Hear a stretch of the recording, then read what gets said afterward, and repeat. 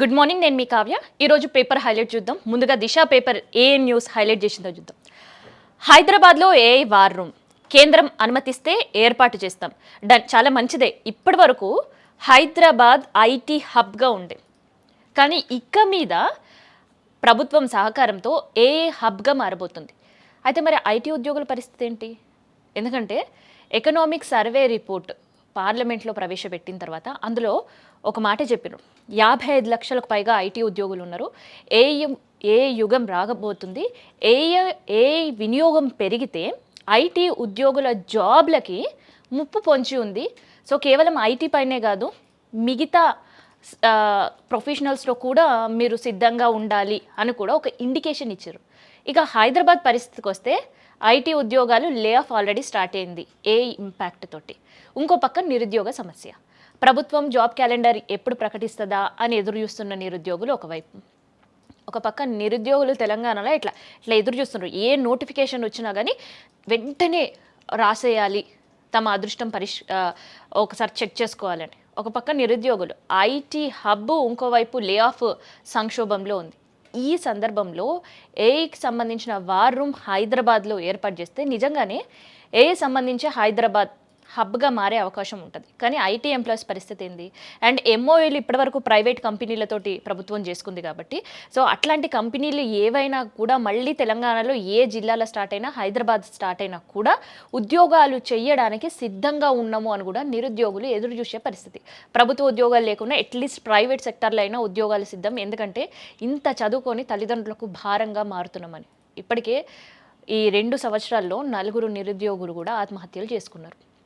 చూడాలి, in case war room కనుక ఏర్పాటు చేస్తే ఐటీ ఉద్యోగులకు ఇబ్బంది కలగకుండా, నిరుద్యోగుల ఇబ్బంది కలగకుండా ఎట్లాంటి చర్యలు ప్రభుత్వం తీసుకుంటుంది అనేది. అమెరికా అధ్యక్షుడు ట్రంప్కు ఆ దేశం సుప్రీంకోర్టు భారీ షాక్ ఇచ్చింది. ఆర్థిక అత్యవసర పరిస్థితుల పేరుతో విదేశాలపై ఇష్టారాజ్యంగా విధించే ప్రతీకార సుంకాలు ఏమాత్రం చట్టబద్ధం కావని తేల్చి చెప్పింది. International emergency economic power act అడ్డం పెట్టుకొని ఇతర దేశాలపై పన్ను వేయడం కుదరదు అని స్పష్టం చేసింది అమెరికా సుప్రీంకోర్టు. మొత్తం 9 మంది న్యాయమూర్తుల ధర్మాసనం 6:3 మెజారిటీతో ట్రంప్ వేసిన సునకాలను కొట్టివేసింది. కాగా టారిఫ్ ద్వారా అమెరికా ప్రభుత్వానికి గత డిసెంబర్ నాటికే $130 బిలియన్ సంపాదించినట్లు యుఎస్ కస్టమ్స్ విభాగం డేటా చెప్తుంది. ఈ సొమ్మును రిఫండ్ చేస్తారా అనేదే క్లారిటీ రాలేదు. టారిఫ్, సో ఏదైనా దేశం ట్రంప్ని వ్యతిరేకించిన 2 ఆయుధాలు, 1 టారిఫ్, 2 యుద్ధం. రీసెంట్గా ఒక సమ్మిట్లో, గ్లోబల్ పీస్ సమ్మిట్కి అటెండ్ అయిన ట్రంప్ ఇరాన్ పైన మాట్లాడిండు, మీరు సిద్ధంగా ఉండండి మేము యుద్ధానికి అని చెప్పేసి. ఎందుకంటే వాళ్ళిద్దరి మధ్యలో ఒప్పందాలు కుదరలేవు. అండ్ సేమ్ సినారియో భారత్ కూడా గతంలో ఎదుర్కొంది. దాదాపు 50% టారిఫ్ విధించిండ్రు, తర్వాత వ్యతిరేకత రావడంతో 25% తగ్గించిన పరిస్థితి. ఇట్లా మిగతా దేశాలన్నిటిపైన ట్రంప్ ఇష్టానుసారం విధిస్తున్న టారిఫ్లు ఏమాత్రం చట్టభద్రత ఉంది అండ్ ఏమాత్రం న్యాయం అని మిగతా దేశాలన్నీ అనుకుంటున్న పరిస్థితుల్లో అమెరికా సుప్రీంకోర్టే ఏకంగా డొనాల్డ్ ట్రంప్కి మొట్టికాయలు వేసిన పరిస్థితి. మీరు చేస్తున్న విధానాలు తప్పు, అవి పూర్తిగా వ్యతిరేకంగా ఉన్నాయి చట్టానికి అంటూ కూడా. దానిపైన కూడా మళ్ళీ ట్రంప్ స్పందించిండు. ఏం మాట్లాడిండు ట్రంప్? అండ్ అక్కడ సుప్రీంకోర్టు ఏమన్నది? మిగతా దేశాలన్నీ కూడా సుప్రీంకోర్టు సంబంధించిన వ్యాఖ్యలను ఎందుకు అందరూ కూడా నిజంగా అక్కడ సుప్రీంకోర్టు ఇంకా బ్రతికే ఉంది అండ్ అక్కడ న్యాయం ఇంకా ఉంది అని ఎందుకు మాట్లాడుతున్నారు అనేది మీకు చెప్తా. సో అమెరికా అధ్యక్షుడు ట్రంప్కు ఆ దేశం సుప్రీంకోర్టు భారీ షాక్ ఇచ్చింది. ఆర్థిక అత్యవసర పరిస్థితుల్లో పేరుతో విదేశాలపై ఇష్టారాజ్యంగా విధిస్తున్న ప్రతీకార సుంకాలే ఏమాత్రం చట్టబద్ధం కావని తేల్చి చెప్పింది. International emergency economic power act అడ్డు పెట్టుకొని ఇతర దేశాలపై పన్ను వేయడం కుదరదని స్పష్టం చేసింది. సో ఇదన్నమాట. ఏదైతే యాక్ట్ ముందు పెట్టుకొని నా ఇష్టానుసారం నేను వేస్తాను, అది ఆర్థిక ఎమర్జెన్సీకి ఒక యాక్ట్ ఉంది కాబట్టి అది నేను అడ్డు పెట్టుకుంటా, అది ఒక ట్యాగ్ లైన్ చూపించుకుంటా, అన్ని దేశాలపైన నా ఇష్టానుసారంగా నేను విధిస్తుంటా టారిఫ్లు అంటే ఇకపై అవి చెల్లవు అని చెప్తుంది. కానీ సుప్రీంకోర్టు సామాన్యుడి పరిస్థితి ఏంది? సుప్రీంకోర్టు నిర్ణయం తర్వాత కూడా నేను మీకు చెప్తాను.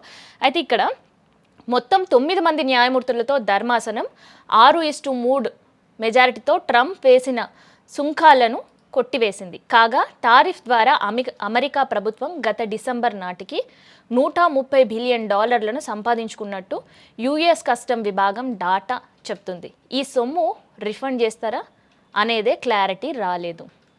ఇక్కడ ట్రంప్ ఆయన ఇష్టానుసారం దేశాల మీద టారిఫ్లు వేసిండ్రు. ఆ దేశాల ప్రభుత్వం కట్టింది. కానీ అది ఎక్కడి నుంచి వచ్చింది? ఇక్కడ బలైంది సామాన్యుడే. సో ఏదైతే $130 టారిఫ్ ఉందో అది విదేశాలకు మళ్ళీ ఇచ్చేసేయాలా, లేదంటే అమెరికా ప్రభుత్వం అకౌంట్లకు చేరుతుందా అనే దానిపైన అక్కడుండే సుప్రీం క్లారిటీ ఇవ్వలేదు. ఇన్ కేస్ ఉండే దేశాలకు రిటర్న్ ఇవ్వాలన్నా మళ్ళీ ఆ దేశాల అకౌంట్లో జమ అవుతుంది తప్ప ఇక్కడ సామాన్యుడి చేతికి రాదు. అంటే ట్యాక్సులు సామాన్యుడు దగ్గర నుంచి వసూలు చేస్తారు, కానీ అవి తిరిగి రావు. అంటే ఇక్కడ బలయ్యేది ఎవరు? సామాన్యుడే. అయితే ఈ సుప్రీంకోర్టు సంబంధించిన వ్యాఖ్యలను కూడా మహానుభావుడు ట్రంప్ తప్పుపట్టిండు.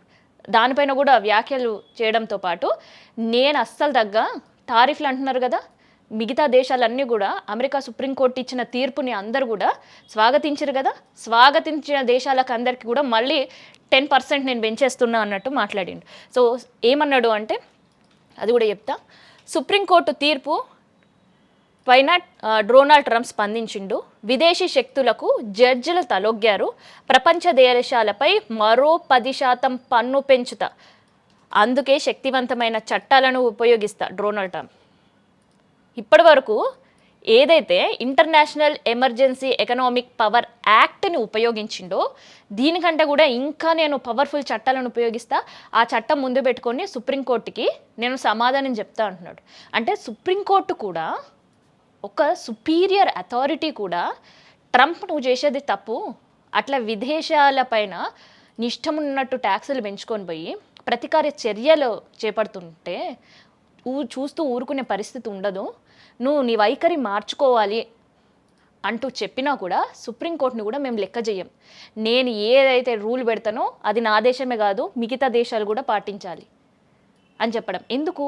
అగ్రరాజ్యంగా ఉండే అమెరికా ఉండే ఆయుధాలను చూసి భయపడుతున్నారు, సంపదను చూసి భయపడుతున్నారు, అండ్ అక్కడ ఉండే టెక్నాలజీని చూసి భయపడుతున్నారు, ఆరోగ్యపరంగా వాళ్ళు ప్రజలకి సమకూర్చే విధానాలను చూసి భయపడుతున్నారు ప్రపంచ దేశాలు. అందుకని ఆడింది ఆటగా తయారైంది ట్రంప్ పరిస్థితి. ట్రంప్ గురించి పార్లమెంట్లో చర్చ జరిపినా, ఎందుకు ఇన్ని ట్యాక్సులు భారత్ కట్టాల్సి వస్తుందని ప్రతిపక్షాలు నిలదీసినా కూడా మోడీ దగ్గర, ప్రధాని దగ్గర సమాధానం లేని పరిస్థితి. కేంద్రం ప్రభుత్వం ప్రతిపక్షాలకి సమాధానం ఇవ్వని పరిస్థితి. అది కేవలం ట్రంప్ వల్లనే. సో కేవలం భారత్ మాత్రమే కాదు మిగతా దేశాలను కూడా ఇబ్బందుల పాలు చేస్తుంది. అందుకని ఏకంగా అమెరికా సుప్రీంకోర్టు కూడా ట్రంప్కి మొట్టకాయలు వేసిన పరిస్థితి. అయినా కూడా ఆయన విధానాన్ని మార్చుకోలేదు. ఇంకా 10% పెంచుతారంట, ఇంకా 10% పెంచుతా అని వ్యాఖ్యలు చేశారు. మరి దీన్ని సుప్రీంకోర్టు ఎంత సీరియస్గా తీసుకుంటుంది అనేది చూద్దాం. ఎందుకంటే అమెరికాలో చట్టాలు చాలా కఠినంగా ఉంటాయి. తప్పు చేసిన వాళ్ళని వదిలే అని మనం వింటూ ఉంటాం, అనుకుంటూ ఉంటాం, మాట్లాడుతూ ఉంటాం. నిజంగా ఇదే నిజమైతే ట్రంప్ పైన ఎట్లాంటి చర్యలు తీసుకుంటుంది అక్కడి సుప్రీంకోర్టు అనేది కూడా చూద్దాం. లొంగుబాటలో మావోయిస్టుల అగ్రనేతలు, కర్రెగుట్టలో కూంబింగ్ కొనసాగుతున్న వేళ అనూహ్య పరిణామం. తెలంగాణ ప్రభుత్వం ఎదుట సరెండర్ అవ్వడానికి సన్నాహాలు. ఛత్తీస్గఢ్ తెలంగాణ సరిహద్దుల్లో high alert. Operation Kagar.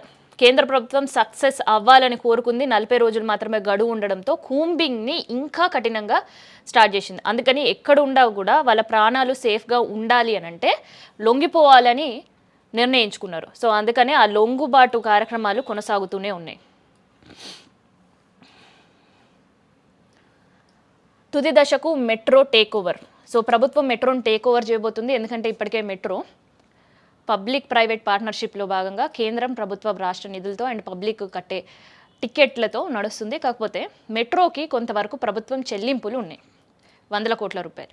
So ఆ చెల్లింపులు చేయకపోవడంతో మెట్రో చేతులు ఎత్తేసింది. ఇంకా మా వల్ల కాదు, ఈ మెట్రోని మీరే చూసుకోండి అని కూడా చెప్పిన సందర్భం. సో అప్పటి నుంచి ఇంకా మెట్రోని ప్రభుత్వం ఎలా టేక్ ఓవర్ చేసుకోవాలి, ఎలాంటి విధానాలు పాటించాలి, అండ్ ప్రజలకి మెరుగైన సౌకర్యాలు ఇవ్వాలంటే ఏం చేయాలి, అండ్ మెట్రో లైన్స్ని ఇంకెక్కడి వరకు ఎక్స్టెండ్ చేయాలి. సో ఇట్లాంటి వాటిపైన ప్రభుత్వం చర్చ సఫలీకృతమవుతున్నాయి. అవి ఒక తుది దశకి చేరుకున్నాయి. సో త్వరలోనే అటు చార్మినార్ వైపు కూడా మెట్రో కారిడార్స్ ఉండబోతున్నాయి. ఉన్న మెట్రో కారిడార్స్ని ఇంకా ఎక్స్టెండ్ చేసే దిశగా కూడా ప్రభుత్వం ఆలోచనలున్నాయి, అడుగులు పడుతున్నాయి. సో దానికి సంబంధించిన న్యూస్ని హైలైట్ చేసినారు. అయితే దీనికి సంబంధించిన ఫైనాన్స్ టెక్నికల్ స్టడీస్ రిపోర్ట్ రెడీగా ఉంది. 23న క్యాబినెట్ ముందుకు నివేదిక. వచ్చే నెల 21 వరకు స్వాధీనానికి సర్కార్ చర్యలు. మంచిదే. సో ఇచ్చే బకాయిలపైన కూడా ఒక స్పష్టత రాబోతుంది. మంత్రివర్గం ఆమోదం రాగానే ఒప్పందంపై సంతకాలు. సో ఇకపై మెట్రో ప్రభుత్వ రంగం చేతికి రాబోతుంది. ప్రతి మున్సిపాలిటీకి మాస్టర్ ప్లాన్. హైదరాబాద్ అంటే గతంలో హైదరాబాదే ఉండే, కానీ ఇప్పుడు హైదరాబాద్లో 3 కమిషనరేట్లు ఉంటాయి. కానీ ఇప్పుడు 3 కార్పొరేషన్లుగా అయ్యింది. హైదరాబాద్ సికింద్రాబాద్ కలిపి ఒకటి, మల్కాజ్గిరి ఒకటి, సైబరాబాద్ ఒకటి. సో ఇట్లా 3 కమిషనరేట్లు ఏర్పాటైనాయి. అండ్ ఆ 3 కార్పొరేషన్లు ఏర్పాటైనాయి. ఆ కార్పొరేషన్లకి ఇప్పటికే ఐఏఎస్ అధికారులను కూడా నియమించారు. అయితే దానిపైన ఒక పక్కా ప్రణాళికతో ముందుకు పోవాలనే సర్కార్ ఆలోచిస్తుంది. ఎందుకంటే ఇక్కడ ఎన్నికలు కూడా జరగబోతున్నాయి. సో ప్రజల మద్దతు కాంగ్రెస్ పార్టీకి రావాలనే ప్రయత్నాలు కూడా ముమ్మరం చేస్తున్నాయి. సో దానికి సంబంధించిన మాస్టర్ ప్లాన్ ఉండాలి అని చెప్పేసి ఒక న్యూస్ అయితే హైలైట్ అయింది. అయితే నిన్న ఒక 2 దారుణమైన పరిస్థితి హైదరాబాద్లోని. ఒకటేమో చట్నీస్ హోటల్లో భారీ పేలుడు, అమీర్పేటలో అగ్ని ప్రమాదం. సో ఈ 2 దగ్గర ఏంటంటే ఒక్కరి ప్రాణాలు కూడా పోకుండా ఫైర్ ఫైటర్స్ కావచ్చు, హైడ్రా అధికారులు వెంటనే స్పందించరు కాబట్టి కొంతవరకు ప్రాణాలు నిలపగలిగిన ప్రమాదానికి గురైన వాళ్ళని మాత్రం హాస్పిటల్లో చేర్చారు. సో ఏఐ సమిట్లో యూత్ కాంగ్రెస్ నిరసనలు. సో ఇది ఎంత దారుణం అంటే, సరే నిరసన తెలిపే అవకాశం, హక్కు ప్రతి ఒక్కరికి ఉంటుంది. కానీ అది ఎక్కడ తెలపాలి అనేది సెల్ఫ్గా వాళ్ళు డెసిషన్ తీసుకోవాలి. ఇప్పుడు హైదరాబాద్లో గ్లోబల్ సమ్మిట్ జరిగింది. అక్కడ గ్లోబల్ సమ్మిట్ దగ్గర వెళ్ళి ప్రతిపక్షంలో ఉండే వాళ్ళు నిరసన తెలిపితే ఎంత గలీజ్గా ఉంటుంది. ఎవరు ప్రతిష్ట తీస్తారు? తెలంగాణ రాష్ట్రంలో జరుగుతుంది. గ్లోబల్ సమ్మిట్కి విదేశాల నుంచి కూడా వచ్చారు కాబట్టి అక్కడ పోయేది తెలంగాణ రాష్ట్రం మాత్రమే కాదు, భారత్ పరువు కూడా అనేది తెలుసు. అందుకనే ఇక్కడ కాంగ్రెస్ ప్రభుత్వం నిర్వహించిన సమ్మిట్లో ఎక్కడ ఎలాంటి ఆందోళనలు జరగలేవు, ఎవరు కూడా నిరసన తెలిపలేరు. కానీ ఏఏ సమ్మిట్ ప్రపంచ దేశాల నుంచి ప్రతినిధులు వచ్చారు. అక్కడ యూత్ కాంగ్రెస్ వాళ్ళు చొక్కాలు విప్పి ఫ్లెక్సీలు పట్టుకొని నిరసన తెలిపారు. దీనివల్ల ఎవరు పరువు పోతుంది? పేపర్లలో న్యూస్లో అయితే హైలైట్ అయ్యే పరిస్థితి ఉంటుంది, కానీ అక్కడ పోయేది మన దేశం పరువే. యూత్ కాంగ్రెస్ మరి అది ఆలోచించిందో లేదో తెలియదు, కానీ కేంద్రం తీసుకున్న నిర్ణయాలకి నిరసన తెలిపే వేదిక మాత్రం అస్సలు అది కాదు అంటూ కూడా ప్రతిపక్షాలు ఇవాళ కాంగ్రెస్ వైపు ఏలెత్తి చూపించే పరిస్థితి, విమర్శలు వినిపిస్తున్న పరిస్థితి. సో అదే ఐటమ్ని దిశ హైలైట్ చేస్తూ కూడా రాసింది. సో సీతక్క ఒక ప్రకటన చేసిండ్రు. తెలంగాణకు 387.53 కోట్ల రూపాయలు విడుదల చేస్తూ. సో ఇప్పటి వరకు ఎండలు మండుతున్నాయి, విచిత్ర వింత వాతావరణం హైదరాబాద్లోనే కాదు తెలంగాణ రాష్ట్రంలో కూడా చాలా జిల్లాల్లో చూసే పరిస్థితి. సో అట్లాంటి న్యూసే ఇంకొకటి కూడా ఇక్కడ దిశ పేపర్ రాసింది. రేపటి నుంచి వానల ఎఫెక్ట్, ఎండ చలి తోడుగా 3 రోజుల్లో భారీ వర్షాలు. ఫిబ్రవరి 22 నుంచి 24 వరకు భారీ వర్షాలు ఉన్నాయంట. కేవలం హైదరాబాదే కాదు తెలంగాణ జిల్లాల్లో కూడా వెదర్ మారబోతుంది అంటూ వెదర్ మ్యాన్ ఒక అలర్ట్ జారీ చేసిండ్రు. డీసీసీలు వసూళ్ల రాజాలు, మున్సిపల్ ఎన్నికల్లో జోరుగా కమిషన్ల పర్వం. ఏందో మరి. సో డీసీసీలని టార్గెట్ చేస్తూ దిశ పేపర్ ఈ వార్త రాయడం జరిగింది. యూరియా యాప్తో అన్నదాతలకు రోదన, వెంటనే రద్దు చేయాలి అంటూ హరీష్ రావు మాట్లాడిన పరిస్థితి. ఎందుకంటే ఇప్పటికే రైతు భరోసా ఎప్పుడు పడుతుందో తెలియదు. అండ్ రుణమాఫీ ఎన్నికల టైంలో పూర్తి చేస్తాం, అందరికి ఎవరైతే రుణాలు తీసుకొని వాళ్ళు వెళ్ళి మీరు రుణాలు తీసేసుకోండి, మా ప్రభుత్వమే వస్తుంది, మేము మీకు రుణమాఫీ చేస్తామని ఎన్నికల ముందు చెప్పిన హామీలు ఏవైతున్నాయి, ఎన్నికల తర్వాత సర్కారు అధికారంలోకి వచ్చిన తర్వాత కొంతవరకు మాత్రమే రుణమాఫీ అయింది. పూర్తిగా అన్ని జిల్లాల్లో అందరు రైతులకు రుణమాఫీ కాలేదు. అది ఏకంగా మంత్రులు కూడా ఒప్పుకున్న పరిస్థితి. ఆ తర్వాత తెలంగాణ రైతుకి యూరియా కష్టం వచ్చింది. అయితే యూరియా కష్టం అనగానే ప్రతిపక్షాలు కేవలం కాంగ్రెస్ పార్టీనే నిలదీస్తున్నారు. యూరియా యాప్ని తొలగించాలి అంటూ కూడా చెప్తున్నారు. కానీ ఇందులో కేంద్రం పాత్ర కూడా ఉంది. కేంద్ర మంత్రులు కూడా స్పందించి అవును యూరియా కొరత ఉండడం వాస్తవమే అన్నారు.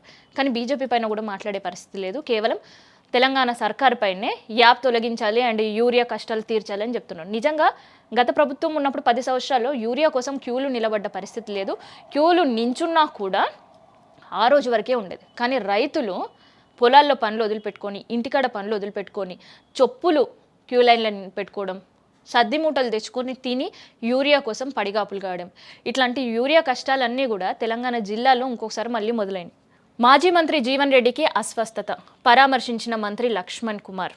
అండ్ మనకందరూ కూడా తెలిసిందే, జీవన్ రెడ్డి సీనియర్ నేత, ఆయనకి పార్టీలో అగౌరవంగా ఉందని పార్టీకి రాజీనామా చేస్తానని ఈ రోజు నుంచి కాదు, దాదాపు సంవత్సరం కింద జీవన్ రెడ్డికి సంబంధించిన అనుచరుడిపై దాడి జరిగింది.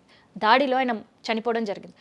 ఆ రోజే నిజామాబాద్ సంబంధించిన చౌరస్తాలో కూర్చొని అధికారంలో కాంగ్రెస్ పార్టీ ఉందా, ఇంకేదైనా పార్టీ ఉందా, వేరే పార్టీ పరిపాలన చేసే పరిస్థితి కనిపిస్తుంది, నా అనుచరుడిని చంపినా కూడా, ఆయన పైన దాడి చేసినా కూడా, ఆయన శరీరం పైన కత్తిపోట్లు ఉన్నా కూడా న్యాయం జరగట్లేదు అంటూ రోడ్డు పైన బైఠాయించి కాంగ్రెస్ పార్టీ అధికారంలోకి ఉందా లేదా అని ప్రశ్నించడంతో ఆయన ఎంత మనస్తాపానికి గురవుతున్నాడు అనేది డే 1 అక్కడ స్టార్ట్ అయింది.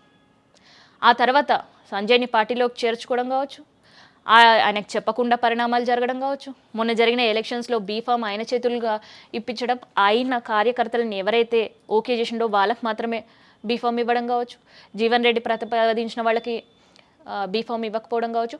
సో వీటన్నిటి మధ్య ఇబ్బందులు అయితే ఎదుర్కొంటున్నాడు. సో అదే చాలా మనస్తాపంగా ఉన్నాడు.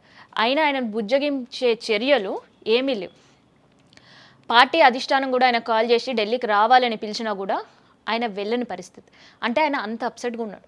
అంటే ఒక సీనియర్ పార్టీనే నమ్ముకున్న ఒక సీనియర్లకి ఏం గౌరవం ఇస్తున్నారు? అసలు నిజంగా రాష్ట్రంలో ఉండే ప్రభుత్వం సీనియర్లు ముఖ్యమా, పార్టీ మారిన వాళ్ళకి ప్రాధాన్యత ఇస్తారా? అంటే పార్టీ మారిన వాళ్ళకే ప్రాధాన్యత ఇస్తాము అండ్ వాళ్ళ హవానే పార్టీలో కొనసాగుతుంది, సీనియర్లని మేము పట్టించుకోము అన్న పరిస్థితులు కాంగ్రెస్ పార్టీలో మనకు కనిపిస్తున్నాయి. ఎందుకంటే జీవన్ రెడ్డి బయటకు వచ్చి పార్టీలో నేను ఉండాలా పోవాలా, నాకు ఇంత అవమానం గురి చేస్తున్నారు, ఇంత క్షోభపడుతున్నా అని బహిరంగంగా బయటికి వచ్చి మీడియాతో మాట్లాడినా కూడా ఎక్కడైనా ఒప్పించట్లేదు. ఎక్కడ ఆయనతో వెళ్ళి మాట్లాడే పరిస్థితులు కనిపించట్లేదు ఎవరు సీనియర్లు, ఎక్సెప్ట్ జగ్గారెడ్డి తప్ప మిగతా వాళ్ళు ఎవరు కూడా ఆయన దగ్గరికి ఎందుకు పోవట్లేదు? గతంలో Jubilee hills by election ticket సందర్భంలో అంజన్ కుమార్ యాదవ్ కూడా ఇట్లాంటి వ్యాఖ్యలే చేసినప్పుడు మొత్తం మీనాక్షి నటరాజన్ దగ్గర నుంచి అందరూ వెళ్ళి అంజన్ కుమార్ని ఒప్పించిండ్రు, మెప్పించిండ్రు, ముందుండి బై ఎలక్షన్ నడిపియాలన్నారు. మరి జీవన్ రెడ్డి పరిస్థితి ఏంది? అంటే ఇంకొకసారి అక్కడ బై ఎలక్షన్స్ వస్తే తప్ప జీవన్ రెడ్డిని పట్టించుకోరా? కేవలం ఇప్పుడు ఉండే పార్టీలా బై ఎలక్షన్సో లేదంటే ఇంకొక కార్యక్రమం ఉంటే తప్ప సీనియర్లను పట్టించుకునే పరిస్థితి లేదు అనిపిస్తుంది నాకైతే. అయితే ఆయన అస్వస్థతకు గురైనరు, హాస్పిటల్లో జాయిన్ అయ్యిండు. ఈ సందర్భంగా మంత్రి లక్ష్మణ్ కుమార్ ఆయనని పరామర్శించిండు. దాంతోపాటు జీవన్ రెడ్డిని గౌరవించుకోవాలి అంటూ జగ్గారెడ్డి చేసిన వ్యాఖ్యలు.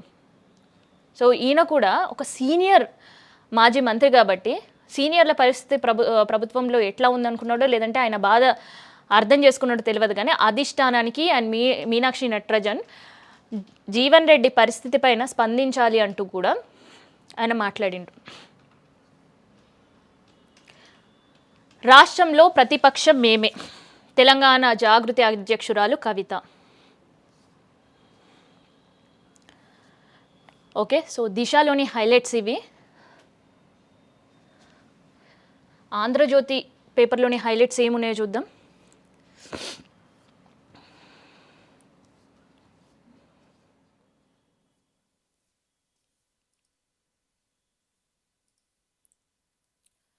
ట్రంప్ సుంకాలు చెల్లవు అంటూ ఒక మెయిన్ ఐటెం రాసిండ్రు. ఇందాక మనం డిస్కస్ చేస్తుందే జ్యోతి పేపర్ కూడా క్యారీ ఫార్వర్డ్ చేసింది. తెలంగాణలో ఏ స్టార్టప్ విలేజ్, సో ఇవి కూడా బ్యానర్ ఐటమ్స్గా కనిపిస్తున్నాయి. అండ్ ఇక్కడ 67% చైర్పర్సన్లు మహిళలే. సో ఈసారి ఎన్నికల కమిషన్ 50% రిజర్వ్డ్ మహిళలకు ఇచ్చిన తర్వాత కూడా కొన్ని పార్టీలు అక్కడ ఉండే పరిస్థితుల వల్ల, ప్రతిపక్ష పార్టీలే కావచ్చు, అధికారంలో ఉండే పార్టీలే కావచ్చు, అండ్ దాంతోపాటు ఈసారి ఇండిపెండెంట్లు కూడా మహిళలే నిలబడ్డారు. సో వాళ్ళకి ప్రజలు కూడా పట్టం కట్టిండ్రు. ఒక సిపాయిగా ఉండే ఆవిడ కౌన్సిలర్గా అవకాశం ఇచ్చిండ్రు. ఒక ట్రాన్స్జెండర్కి అసలు అధికారం గురించి, ప్రభుత్వం గురించి, రాజకీయం గురించి అవగాహన లేదు అని ప్రజలకు చెప్పినా కానీ అక్కడ ప్రజల అభివృద్ధికి తను పాటుపడుతుంది అనుకున్నారు. సో ఒక ట్రాన్స్జెండర్ కూడా అవకాశం ఇచ్చారు. సో ఇట్లా మహిళలు ట్రాన్స్జెండర్లు ఈసారి పెద్ద ఎత్తునే కనిపిస్తున్నారు. సో అట్లా ఓవరాల్ పర్సంటేజ్ చూస్తే 67% చైర్పర్సన్లుగా మహిళలే ఉన్నారట.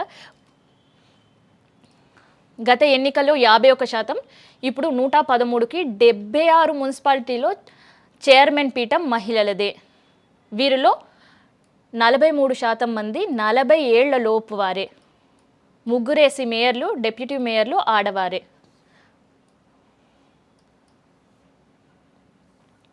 ఈ ఐటెం చూడండి. ఒకసారేమో ట్రంప్ సుంకాలు చెల్లవు అంటూ కోర్టు ఆదేశించింది.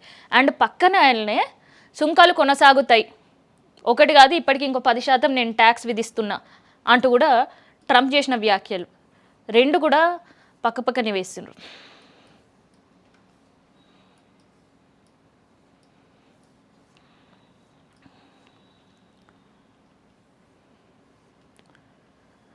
ఏసీబీ వలలో 4 ప్రభుత్వ ఉద్యోగులు.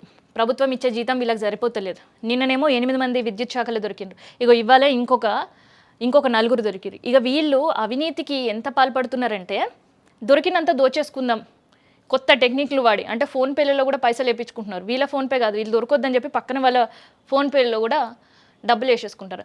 గతంలో ఏసీబీ వాళ్ళు ఎట్లా పట్టుకుంటుండే, వీళ్ళు టచ్ చేసిన డబ్బులని టెస్ట్ చేసి పింక్ కలర్ లిక్విడ్ ఏదైతే ఉంటుందో ఆ డబ్బులకు ఫస్ట్ వాళ్ళు వీళ్ళు పౌడర్ వేసి ఆ డబ్బులు తీసుకున్న తర్వాత వీళ్ళ హ్యాండ్స్ ఆ వాటర్లో కెమికల్ వాటర్లో డిప్ చేస్తే పింక్ కలర్ అయ్యేది. అంటే వాళ్ళు అక్కడ డబ్బులు తీసుకున్నారు అనేది తేలిపోయేది. సో అట్లా ఏసీబీలో కూడా మేము దొరకొద్దని కొంతమంది ఇంకా తెలివిగా ఫోన్పేలు వేయించుకుంటున్నారు. కానీ బాధితులు ఎవరైతే ఉన్నారో ఫిర్యాదు చేసినారో వాళ్ళని వీళ్ళు ఎంత కన్నింగ్గా ఆలోచిస్తున్నారో దొరకకుండా ఏసీబీ అధికారులు వీళ్ళకంటే ఇంకా ఇంటెలిజెంట్గా ఆలోచిస్తున్నారు. అందుకనే ప్రతిరోజు తెలంగాణలో ఎక్కడో ఎవరో ఒకరు దొరుకుతూనే ఉన్నారనమాట. మేడారానికి యునెస్కో గుర్తింపు తేవాలి అంటూ మంత్రులు సీతక్కను కోరిండ్రు. గిరిజన దేవతల పుస్తకాన్ని ఆవిష్కరిస్తున్న మంత్రి సీతక్క మేడారానికి యునెస్కో గుర్తింపు తేవాలి, ప్రతిపాదనకు సిద్ధం చేయాలంటూ కాకతీయ ట్రస్ట్ను కోరిన మంత్రి సీతక్క. చాలా మంచిది. ఎందుకంటే ప్రపంచవ్యాప్తంగా ఒక వనదేవతల జాతర ఏదైతే జరుగుతుంది, కోట్లాది మంది వస్తున్నారు అంటే అది కేవలం మన తెలంగాణకే సొంతం. అందుకనే యునెస్కో గుర్తింపు కోసం వనదేవతల జాతరకి ప్రయత్నాలు ఉన్నాయి. ఇంకో 2 సంవత్సరాల తర్వాత, 2 సంవత్సరాలకు ఒకసారి జాతర జరుగుతుంది కదా. సో మళ్ళీ 2వ సంవత్సరం మనం జాతర చేసుకునే వరకు మేడారం సమ్మక్క సారల తల్లికి యునెస్కో గుర్తింపు రావాలని కోరుకుందాం. ఆయిషా మీరా కేస్ క్లోజ్. అత్యాచారం కేసు కొట్టివేస్తూ సిబిఐ కోర్టు తీర్పు. ఆధారాలు లేకపోవడంతో 18 ఏళ్ల తర్వాత విచారణ ముగిసింది. సో ఆ తల్లిదండ్రులకి ఎంత బాధ అంటే 18 ఏళ్ల తర్వాత ఏదో ఒక న్యాయం జరుగుతుంది అని ఎదురు చూస్తుంటారు ఆయిషా మీరా తల్లిదండ్రులు. కానీ ఆ కేసు క్లోజ్ చేస్తూ దీంట్లో సరైన ఆధారాలు లేవు కాబట్టి ఈ కేసును మేము క్లోజ్ చేస్తున్నామని చెప్పాను.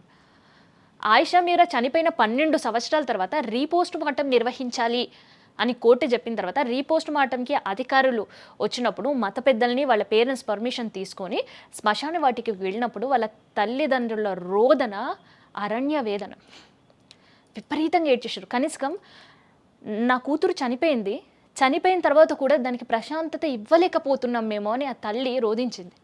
ఎందుకంటే చనిపోయిన తర్వాత శ్మశానంకి వెళ్ళి మళ్ళీ సమాధి తవ్వి అక్కడుండే బాడీ పార్ట్స్, ఎముకలు కలెక్ట్ చేసుకోవాలి రీపోస్ట్ మార్టం సందర్భంగా. అంటే చనిపోయిన తన కూతురికి సమాధిలో కూడా ప్రశాంతత లేకుండా చేస్తున్న ఈ చట్టాలు మేము అని. పోనీ అంత బాధ అనుభవించిన తర్వాత కూడా 18 ఏళ్ళు కంటిన్యూ కోర్టులో ట్రయల్స్ జరుగుతుంటే ఏదో ఒక చోట న్యాయం జరగకపోదా అని ఎదురు చూస్తున్న వాళ్ళకి న్యాయం లేదు, సరైన ఆధారాలు లేవు కాబట్టి ఎవరిని నిందితులుగా మేము చేయట్లేము అంటూ కోర్టు చెప్పడం అండ్ కేసు క్లోజ్ చేస్తూ కూడా ప్రకటించడం. ఆయిషా మీరా చావుకి అండ్ ఆమె ప్రాణానికి ఎట్లాంటి పరిస్థితి ఉంది చూడండి. అయితే ఆయిషా మీరా తల్లిదండ్రులు సరే న్యాయం జరగలేదు కాబట్టి అట్లీస్ట్ రీపోస్ట్ మార్టం సంబంధించిన అవశేషాలు తన కూతురు ఏవైతే తీసుకున్నారో అవి తమకు మళ్ళీ అప్పగించాలి అంటూ కూడా ఒక పిటిషన్ వేశారు.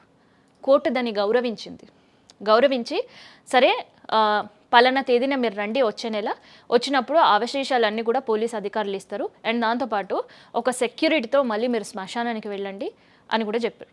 ఆయిషా మీరా పేరెంట్స్ అట్లీస్ట్ ఇదైనా ఒక సంతోషకరం. చావులో కూడా ప్రశాంతత తీయలేరు, చనిపోయిన తర్వాత కూడా నాకు బిడ్డకు నేను ప్రశాంతత తీయలేను కాబట్టి మళ్ళీ ఆ అవశేషాలన్నీ కూడా మత పెద్దల సమక్షంలో వాళ్ళకుండ రిచువల్స్ ఏవైతే ఉంటాయో దాంతో మళ్ళీ ఆ సమాధిలో పెట్టడమా లేదంటే కన్నం చేయడమా ఏదో ఒక నిర్ణయం తీసుకుంటామంటూ కూడా కోర్టుకు అప్పీల్ చేస్తే కోర్టు దానికి ఒప్పుకుంది.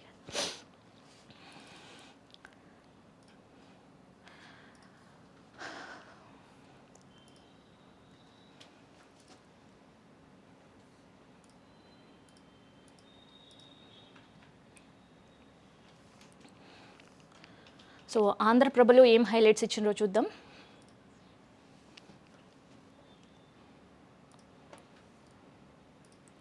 ఇక్కడ కూడా సేమ్ అమెరికా సుప్రీంకోర్టు మాట్లాడిన మాటలే హైలైట్ చేస్తూ రాసిండ్రు. అండ్ అటుపక్క ట్రంప్కి సంబంధించి తెలంగాణలో సాఫ్ట్వేర్ ఏ స్టార్టప్ విలేజ్, సో ఇప్పటివరకు సాఫ్ట్వేర్ హబ్గా ఉండే హైదరాబాద్ ఏ స్టార్టప్ విలేజ్గా ఉండబోతుంది. సో దానికి సంబంధించి హైలైట్ చేసారు. అండ్ సదస్సులో సంబంధించిన కాంగ్రెస్ యూత్ చేసిన నిరసన కూడా ఇక్కడ హైలైట్ చేస్తూ రాసిండ్రు. అండ్ నేటి నుంచి వర్షాలు అనేది మెయిన్ పేపర్లో రాయడం జరిగింది.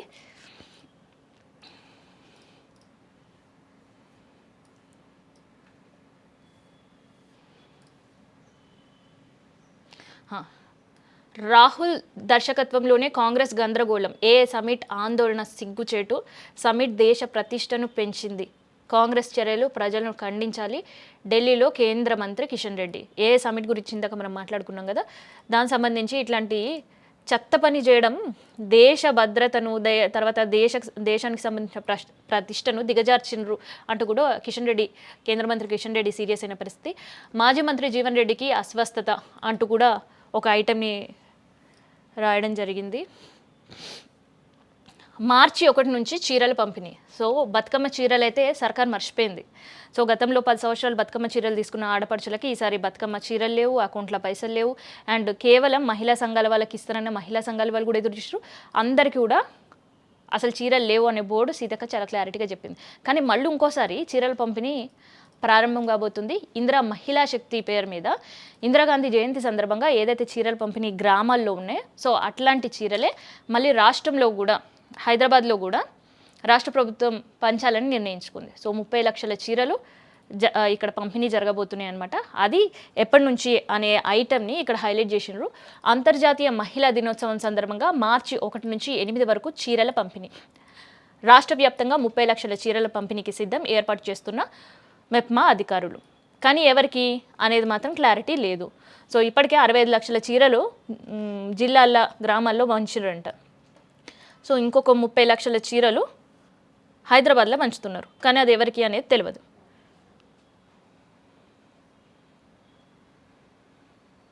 సో రిటైర్మెంట్ బెనిఫిట్స్ సంబంధించి ఒక వార్త హైలైట్ చేసిండ్రు. సో అదేంటి ఆంధ్రప్రభ హైలైట్ చేసిన వార్త అంటే, వైద్యానికి డబ్బులు లేక ప్రాణాలు కోల్పోయిన మైసయ్య, హాస్పిటల్ బిల్లుల కోసం తోటి పోలీసులు చందాలేసి హాస్పిటల్ వైద్యం ఖర్చులు భరిస్తున్నారంట. పోలీసుల సంక్షేమాన్ని ప్రభుత్వం గాలికి వదిలేసింది BRS deputy leader Harish Rao. అంటే ఏదైతే వైద్యానికి సంబంధించి వాళ్ళకి బెనిఫిట్స్ ఉంటాయో అవేవి కూడా ప్రజెంట్ రాష్ట్రంలో అందట్లేవు అని విమర్శ చేస్తూ హరీష్ రావు గారు మాట్లాడిన సందర్భం. గోదావరి నీళ్లు ఆంధ్రకు పంపే కుట్ర జరుగుతుంది అనే వార్త కూడా ఒకటి హైలైట్ చేసింది ప్రభ. బీసీ బిల్లుకై మోడీపై ఒత్తిడి తేవాలి, అఖిల పక్షానికి ఢిల్లీ తీసుకెళ్లి అసెంబ్లీలోనూ మహాత్మా పూలే విగ్రహాన్ని పెట్టాలి, బడ్జెట్లో బీసీల కోసం 20,000 కోట్లు కేటాయించాలి, తెలంగాణ జాగృతి వ్యవస్థాపకురాలు కల్వకుంట్ల కవిత.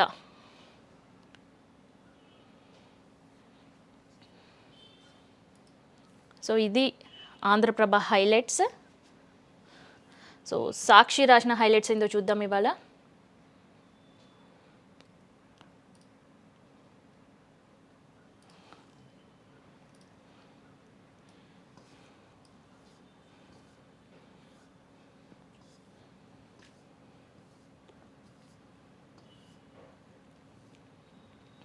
ట్రంప్ తారీఫ్లు చెల్లవు అంటూ కూడా, సో ఇక్కడ కూడా మెయిన్ ఐటమ్ మనకి ఇదే కనిపిస్తుంది.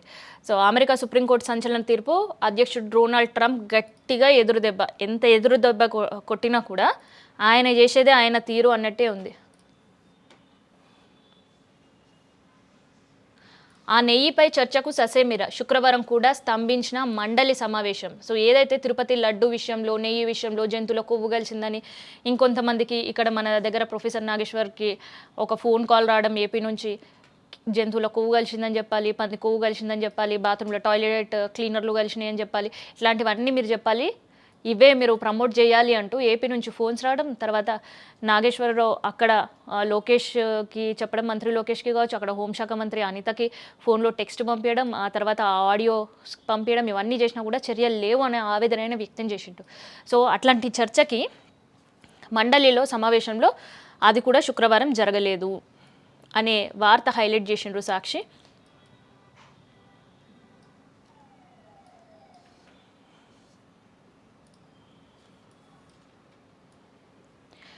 డిగ్రీ విద్యార్థిని ఆత్మహత్య. సో ఈ మధ్యకాలంలో విద్యార్థుల ఆత్మహత్యలు పెరిగిపోతున్నాయి, నిరుద్యోగుల ఆత్మహత్యలు కూడా పెరిగిపోతున్నాయి. సో అందుకనే ఆ ఐటెంని హైలైట్ చేస్తూ రాసిండ్రు సాక్షి.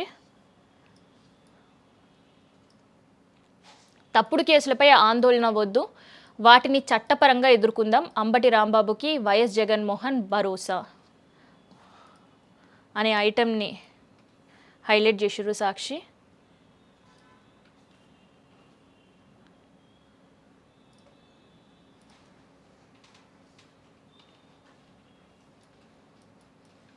సో ఓపెన్ ఇంటర్ హాల్ టికెట్లను విడుదల చేస్తున్నారు అంటూ కూడా వెబ్సైట్ అండ్ దాంతోపాటు ఎవరికైనా ఏదైనా ఇబ్బంది ఉన్నా అండ్ దాంతోపాటు వాట్సాప్ నెంబర్ త్రూ కూడా హాల్ టికెట్ని పొందవచ్చు అంటూ కూడా ఒక నంబర్ ఇస్తూ సాక్షి పేపర్ హైలైట్ చేసింది.